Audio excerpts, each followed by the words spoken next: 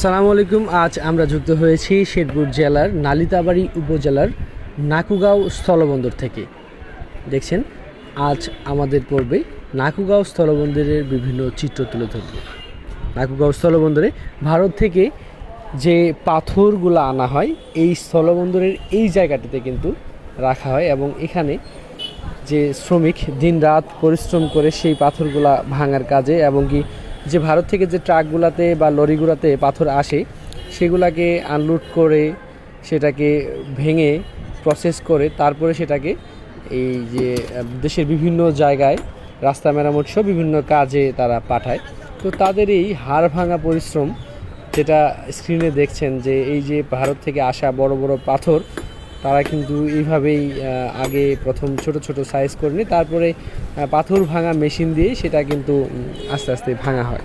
তো এই পাথরগুলো যখন আসে তখন কিন্তু অনেক বড় বড় পাথর সাইজ আছে, সেগুলো কিন্তু সাইজ করতে তাদের অনেক পরিশ্রম করতে হয়। দেখছেন নাকুগাঁও স্থলবন্দরের আকাশ থেকে যেমন দেখায় যে আমরা আকাশ থেকে ড্রোনের মাধ্যমে এই শটটি ড্রোনের মাধ্যমে নেওয়া হয়েছে, ড্রোনের মাধ্যমে কেমন দেখায় একদম ভারতীয় মেঘালয় ঘেঁষা আমাদের এই শেরপুর জেলার ঝিনাইগাতি এবং কি নালিতাবাড়ী উপজেলা প্রাকৃতিক সম্পদে ভরপুর, সাথে শ্রীবুদ্ধি উপজেলাও প্রাকৃতিক সম্পদ আছে।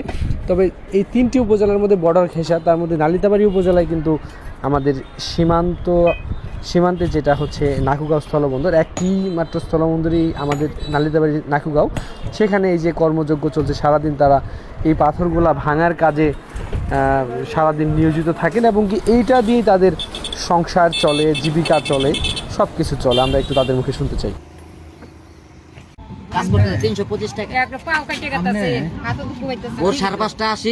তাদের এই কঠোর পরিশ্রমের সঠিক পারিশ্রমিক যদি না দেওয়া হয় তাহলে তাদের সাথে বড় রকমের একটি অন্যায় করা হবে। তবে আমরা যেমনটা শুনেছি তারা এই যে পরিশ্রমের পারিশ্রমিক পায় এবং সঠিকভাবেই পায়, আমরা জেনেছি, সেখানে গিয়ে শুনেছি।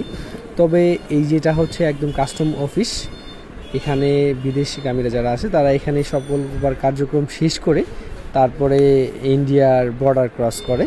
তো আজকের পর্বে আমি নালিতাবাড়ী উপজেলার নাকুগাঁও স্থলবন্দর আকাশ থেকে পাখির চোখে কেমন দেখায় সেটি কিন্তু দেখানোর চেষ্টা করেছি। আমরা চেষ্টা করি শেরপুর জেলার বিভিন্ন গুরুত্বপূর্ণ স্থাপনা, বিভিন্ন গুরুত্বপূর্ণ স্থান, সম্ভাবনা এবং কি বিভিন্ন দিক তুলে ধরার চেষ্টা করি আমাদের পেজ ভয়েস অফ সিটিজেন এবং কি ঝিনাইগাতি থেকে যা কিছু দেখেছি এর মাধ্যমে। আমরা চেষ্টা করি সঠিক তথ্যটি দেওয়ার, আমরা চেষ্টা করি সুন্দর সুন্দর প্লেসগুলো তুলে ধরার।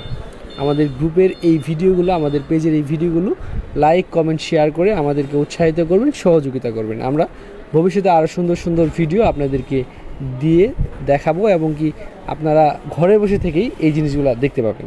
ধন্যবাদ, পাশেই থাকবেন।